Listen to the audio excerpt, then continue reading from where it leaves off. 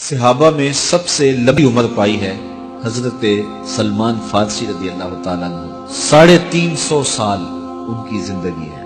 اتنی زندگی صحابہ میں سے کسی کی بھی نہیں ہے جتنی حضرت سلمان فارسی رضی اللہ تعالیٰ عنہ کی ہے۔ بنیادی طور پہ یہ ایک مجوسی کے بیٹے تھے اور بڑے امیر کبیر خاندان سے تعلق رکھتے تھے۔ یہ اپنے باغ میں جاتے تو راستے میں ایک راہب کا کٹیا تھا۔ یہ گزرتے گزرتے اس کے پاس رکنے لگے تو اس کی باتوں میں وحی کا اجالا تھا تو اس کی باتیں اچھی لگنے لگی۔ باپ کو پتہ چلا تو اس نے کہا کہ ہم مجوسی ہیں، آگ کو پوجتے ہیں اور یہ نصرانی ہے، تم اس کے پاس نہ بیٹھا کرو، کہیں تمہارا دین نہ لوٹ لے۔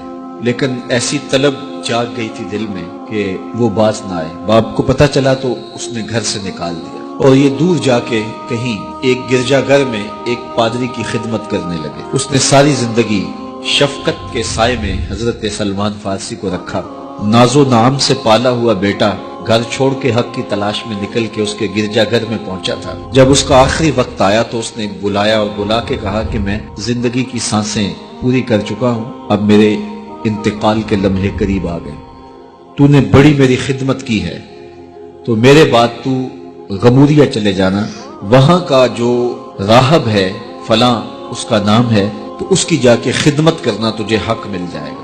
حضرت سلمان فارسی کہتے ہیں کہ میں اس کی تدفین کے بعد غموریا چلا گیا اور جو اس نے نشانیاں بتائی تھیں اس نشانیوں کا راہب مجھے مل گیا۔ میں ایک زندگی گزاری اس کے پاس اور اس کی خدمت کرتا رہا اور میں حق کا متلاشی تھا۔ ایک وقت آیا کہ اس کا بھی آخری وقت آ گیا اور اس نے مجھے تنہائی میں بلا کے کہا کہ کوئی ایسا شخص نہیں رہا جس کے پاس میں تجھے بھیج سکوں، اور میرا وقت آخر آ گیا اور تو نے سچائی کے ساتھ حق کی تلاش میں میری خدمت کی ہے۔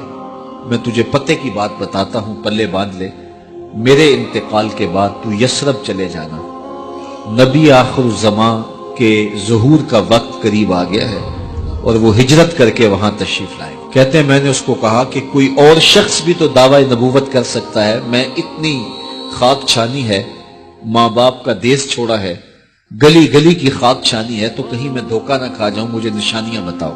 تو اس نے 3 نشانیاں بتائی۔ کہا ایک تو صدقہ قبول نہیں کرے گا، دوسرا ہدیہ رد نہیں کرے گا، تیسرا 2 کندھوں کے درمیان مہر نبوت ہوگی۔ 2 دن کے بعد اس کا انتقال ہو گیا۔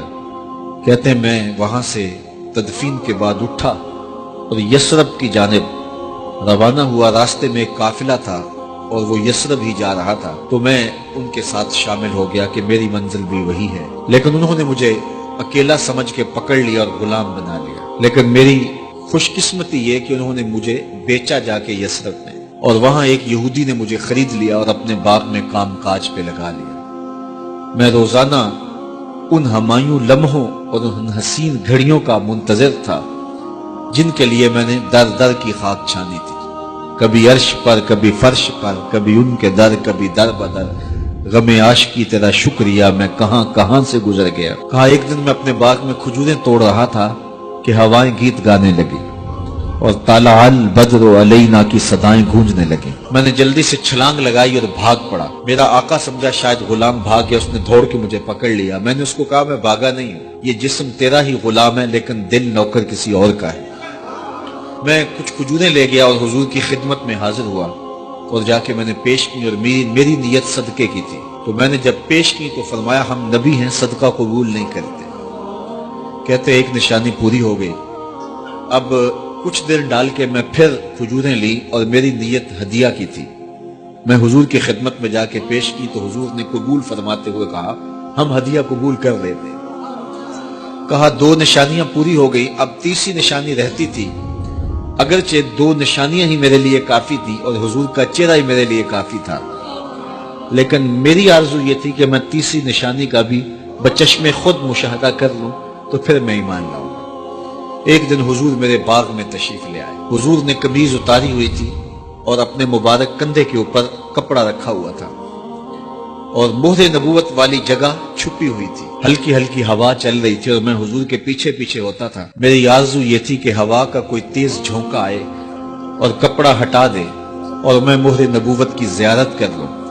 حضور میرے ارادہ قلب سے آگاہ ہوئے، فَأَلْقَى إِلَيَّ رِدَاءَهُ، حضور نے اپنے کندھے سے چادر اتار کے میری جانب پھینکی، پھر اپنے رخ کو پھیر کے میری جانب اپنی پشت مبارک کرتے ہوئے فرمایا انظر الی ما امرت بہ، اس پادری نے جو بتایا تھا دیکھ لے آ کے۔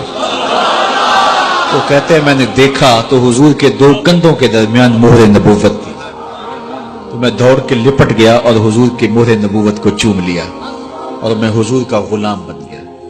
تو لوگوں نے کہاں کہاں انتظار کیے، کتنی صدیاں کاٹی، کس کس در کی غلامی کی۔ میں کہا کرتا ہوں میرے مقدر آپ کے مقدر۔ آنکھ کھلی، ہمارے والد مسجد سے مولوی صاحب کو بلا لائے اور انہوں نے کان میں آ کے کہا مبارک ہو، تو حضور کا غلام بن کے آیا۔ شاہوں سے ملا ہے نہ تونگر سے ملا ہے، اللہ کا عرفان اسی در سے ملا ہے۔ اوروں کو ملا ہے تو مقدر سے ملا ہے، مجھ کو تو مقدر بھی تیرے در سے ملا ہے۔